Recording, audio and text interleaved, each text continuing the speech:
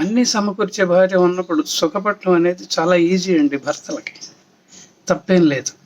కానీ రేపు ఆమెకు అనారోగ్యం వచ్చి అడ్డం పడింది అనుకోండి, ఆమెకు ఆసరా నిలబడలేకపోతే తప్పెవరికి చెప్పండి?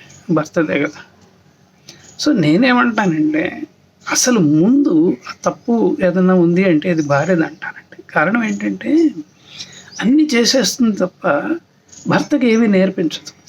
అలా నేర్పించకుండా భర్తని పారసైట్ చేసేసింది అనమాట.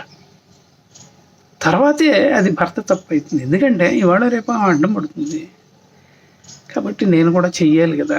ఆమె నన్ను ఎంత సుఖపెట్టిందో అంతగా నేను సుఖపెట్టాలి కదా, ఎందుకంటే ఆమె నా జీవిత భాగస్వామి కదా అని అనుకొని అన్నీ నేర్చేసుకుంటే సరిపోతుంది కదండి. అంటే ఇక్కడ ఒక్క విషయాన్ని మనం గమనించాలండి, నేర్చుకోవడంలో ఆడ మగ తేడా అంటూ ఏమీ లేదండి. పిల్లల్ని కంటాం, పేరెంటాలకి పోవటం తప్ప అన్ని పనులు నేర్చేసుకోవచ్చు అనమాట. అవసరమైనప్పుడు అంట్లు తోమాలి, పాచి పని చేయాలి, జడ కూడా వేయాలండి. అన్నీ సరదాగా నేర్చుకోవాలి. అసలు సిసలైన ఆనందం ఎక్కడుంటుందంటే సరదాలోనే దాగిందండి.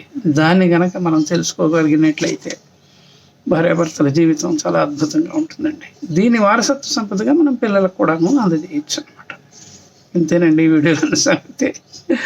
నా ఛానల్కి సబ్స్క్రైబ్ చేయండి, అలాగే షేర్ చేయండి, లైక్ చేయండి, అద్భుతమైన మెసేజ్ పెట్టండి కామెంట్ బాక్స్లో.